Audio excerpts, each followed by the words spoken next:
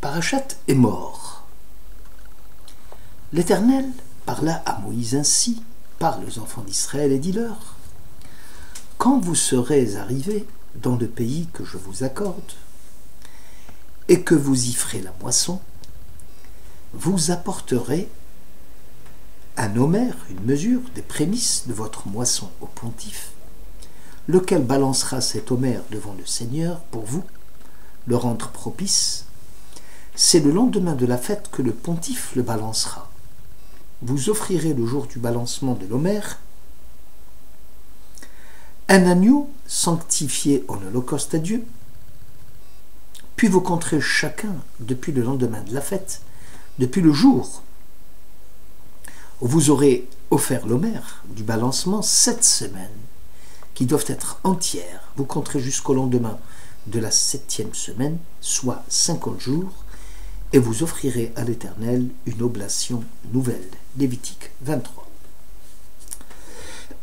Les 7 semaines du compte ou de la supputation de l'homère expriment le lien fort qui existe entre Pessah et Shavuot.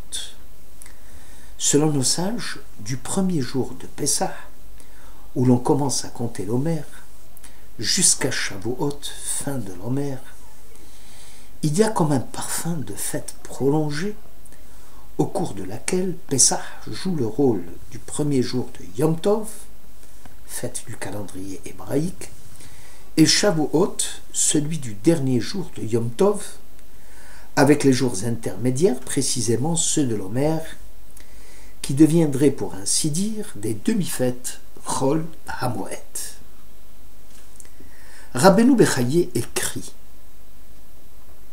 les 7 jours de Pessah, à partir desquels on commence la supputation de l'homère, et qui durent 7 semaines jusqu'à Shavuot, fête de la révélation du Sinaï, sont constitués de jours intermédiaires intercalés entre les 2 fêtes principales, formant pour ainsi dire des jours de demi-fête. Aussi, nos sages ont appelé Shavuot Atzeret, exactement la même appellation donnée au 8e jour de Pessah, de Sukkot.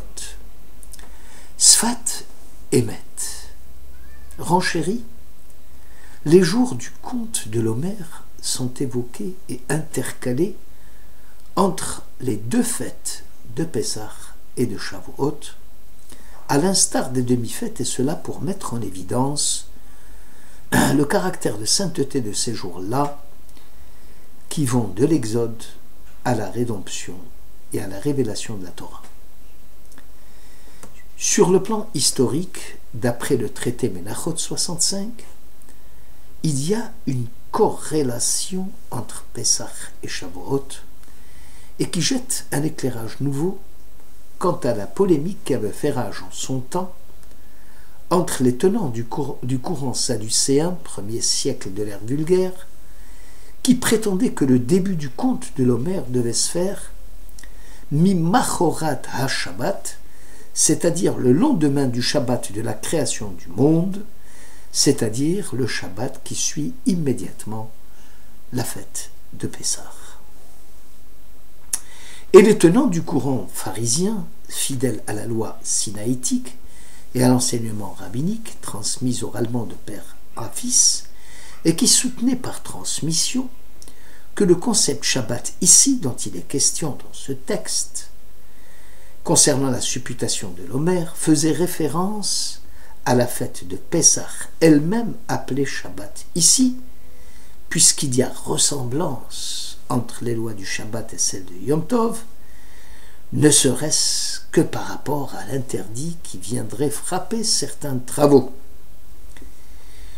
Pour les Sadducéens, il n'y a aucun rapport entre Pessah et Shavuot, puisque le décalage dans le conte de l'homère ne peut faire coïncider le 50e jour de l'homère avec le calendrier du don de la Torah fixé au 6 et au 7 Sivan.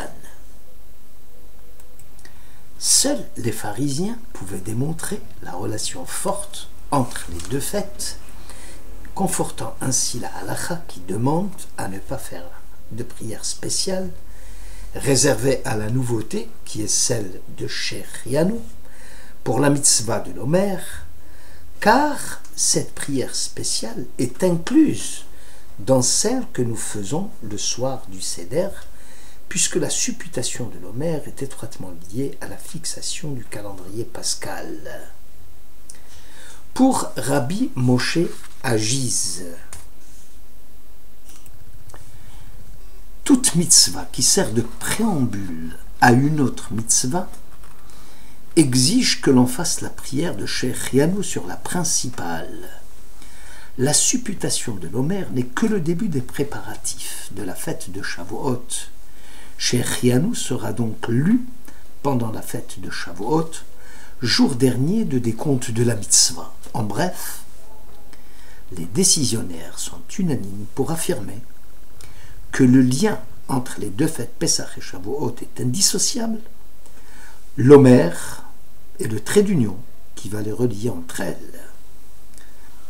Nos sages ont expliqué ainsi. Usfartem lachem, vous compterez chacun. Chaque juif doit participer personnellement au décompte de l'Omer et grouper les semaines entre elles. Exemple, 21e jour de l'Omer, qui font 3 semaines, contrairement à d'autres décomptes dévolus au Beddin, comme les années de la Shemitah, le Shabbat de la terre, la 7e année, ou celle du Jubilé, la 49e année. Quelle signification donner à cette interprétation des sages?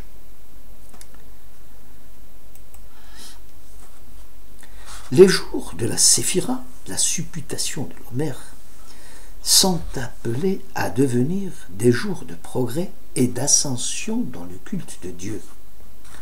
Chaque jour est une marche franchie dans l'échelle des 49 marches qui menaient à Dieu, et ce, dans l'amélioration individuelle sur le plan de l'existence humaine, qu'il s'agisse de l'éthique, de la vie socio-économique ou de la sexualité. Le verbe usfartem, vous compterez, renferme la notion de saphir, qui signifie que par le biais de cette mitzvah, chacun d'entre les juifs doit briller dans un domaine précis de son existence. Le principe fondamental, c'est que tout être est unique, non seulement par son héritage génétique ou son éducation, mais parce que Dieu lui a assigné une tâche qui est unique et personnelle. Chaque être a une mission et une âme unique, et un programme précis qu'il doit réaliser ici-bas. Nul ne peut l'accomplir à sa place, même s'il existe des personnes plus sages, plus saintes et meilleures que lui. La structure complexe et unique de chaque personnalité fait qu'elle seule peut accomplir la tâche qui lui est dévolue. Tout se passe comme si le service de Dieu avait été fractionné et réparti entre les hommes du genre humain. Usfartem lachem, vous compterez chacun. Chacun doit travailler et garder une parcelle du jardin de l'Éden. Ce travail et ce décompte, lui seul peut l'accomplir. La séphira suppose donc que chaque individu doit établir les comptes de son propre bilan personnel et se considérer comme étant son propre patron. Il va sans dire que les bénéfices réalisés par l'entrepreneur, qui est à son propre compte, procurent une joie plus grande que ceux gagnés par l'employé de la même entreprise. Usfartem lachem, vous allez compter, non comme un employé, mais comme un chef d'entreprise, heureux de voir ses dividendes augmenter de jour en jour et de semaine en semaine. Tout individu doit suivre son propre chemin, quelquefois sinueux, et détient lui seul les clés et les secrets de son cœur. En hébreu, pour définir le bien et le mal, on parle de midot tovot et de midot raot, c'est-à-dire des bonnes mesures ou des mauvaises mesures. Or, l'Omer est d'abord une mesure. On ne saurait dire plus éloquemment que c'est la proportion qui détermine le jugement de valeur. Il faut que l'action soit mesurée aux circonstances. Toute action qui n'est pas à la mesure de l'homme qui l'accomplit, soit du but poursuivi et d'emblée proclamée mauvaise. Le bien, c'est ce qui est accompli à l'intérieur des limites appropriées et souhaitables. Le mal, c'est ce qui le brise. Dès le début de l'Exode, Dieu appelle les hommes au tikkun hamidot, à la réparation et à l'amélioration de l'être juif. Le Zohar parle de la pureté nécessaire après le plongeon fatal du peuple, dans les 49 degrés de l'impureté de l'Égypte. Car la pureté précède la sainteté, et celle-ci est une condition nécessaire à la révélation du Sinaï. Une question cependant.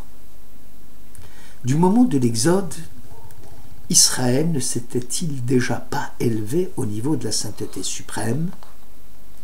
Jusqu'au bord de la mer Rouge, le peuple était en état d'extase prophétique. Il a même entonné dans un élan le cantique de la mer Rouge. A-t-il perdu subitement l'éclat de sa sainteté antérieure, puisqu'on leur demande de recommencer le processus de pureté qui dure 7 semaines, à l'instar de la femme Nida, qui doit compter 7 jours avant de se purifier, pour retrouver enfin l'état de sainteté le jour 50e de Shavuot? La réponse est qu'il y a une nette différence entre l'éveil d'en haut et l'éveil d'en bas. Quand c'est Dieu qui prend l'initiative de sanctifier son peuple, alors que celui-ci n'est pas prêt à recevoir le flux de sanctification, l'éveil d'en haut ne peut être que de courte durée. Parce que l'initiative dans le monde de l'action qui nous caractérise doit revenir à l'homme, l'éveil d'en bas. Et celui-ci, par ses propres forces, va grimper difficilement la montagne d'obstacles qui va l'amener petit à petit au sommet du Sinaï. L'homme, par sa teshuva, sa repentance, qui était inscrite dans la structure de l'univers,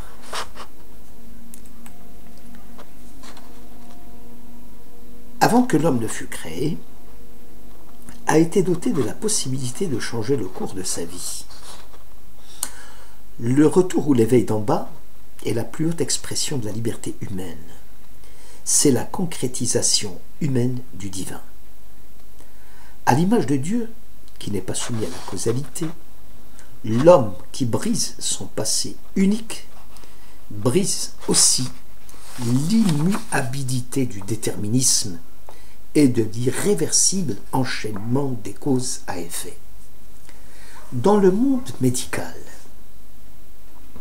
quand le cœur malade du patient cesse de battre, la technique du massage cardiaque ou celle d'une décharge électrique extérieure devient nécessaire.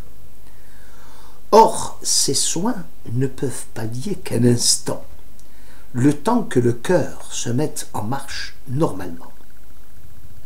Il en va ainsi du peuple d'Israël.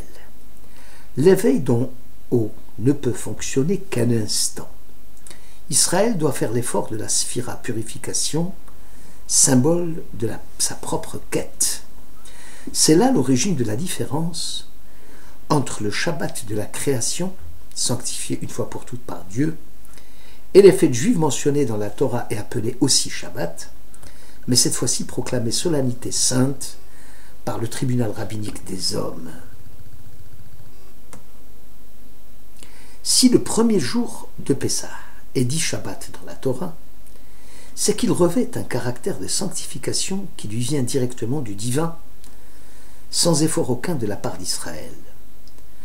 Cela, bien évidemment, est lié à la sortie d'Égypte. Or, pour atteindre le Sinaï et la révélation, Israël doit entreprendre graduellement le chemin de la pureté qui va le mener à la sainteté le jour de Shavuot.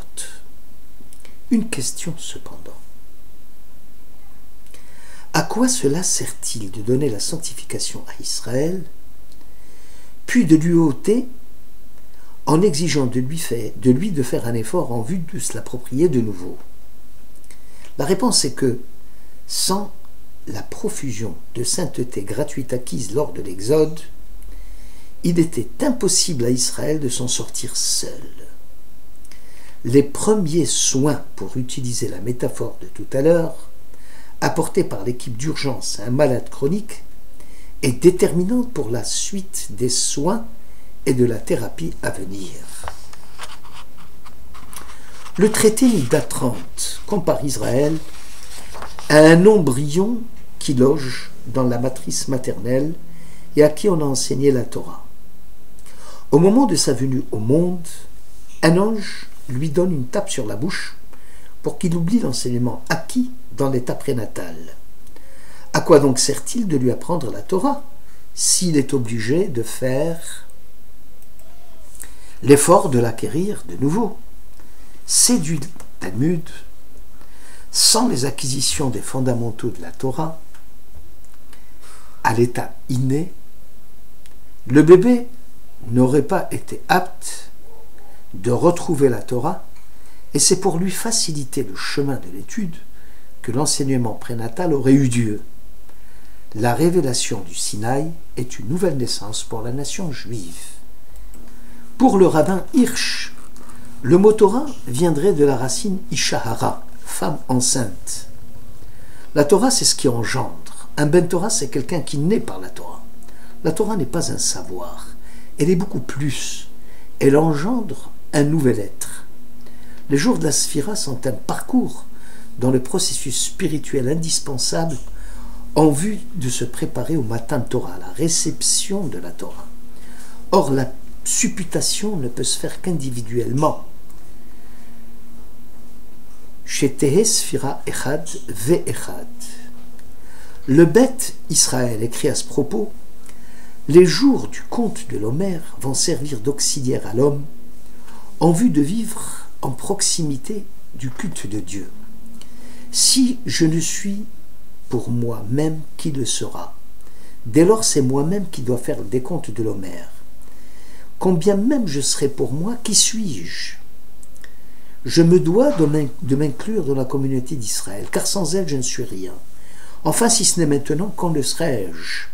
Le moment est celui de l'Homère, la pureté est acquise à ce prix, et les fonctions de ce à quoi chacun aspire à être. La quintessence de la vie s'exprime par le principe d'oscillation permanente qui commande le rapport que l'homme peut établir entre le ciel et la terre. Chaque homme a une mission précise qui ne ressemble pas à celle de l'autre, qu'il s'agisse de ses actions, de ses devoirs ou de ses modes de fonctionnement. C'est pourquoi personne ne peut prendre la place d'un autre, même le plus grand parmi les plus grands, et ne peut remplir le rôle spécifique. Combien même s'agirait-il de la plus petite parmi les plus petites des places? La principale action de l'homme ne réside pas dans son éloignement du monde matériel, mais dans son rapport à la matière et au monde créé. Dans la vie de l'homme, diverses forces qui procèdent de son corps et du rapport de celui-ci avec le monde matériel vont lui permettre, à son niveau, de cheminer vers la perfection et de créer le lien entre l'esprit et la matière, à s'élever davantage jusqu'au moment où le moi s'ouvre soudain et reçoit le flux vital en prenant conscience de l'au-delà. Aussi est-il demandé à chacun de se purifier et de se sanctifier pendant la période de l'Homère pour que chacun puisse recevoir la Torah par ses propres moyens, par ses propres forces. La voix de l'Éternel éclate avec force, selon la force de chacun d'entre nous. Merci de votre écoute.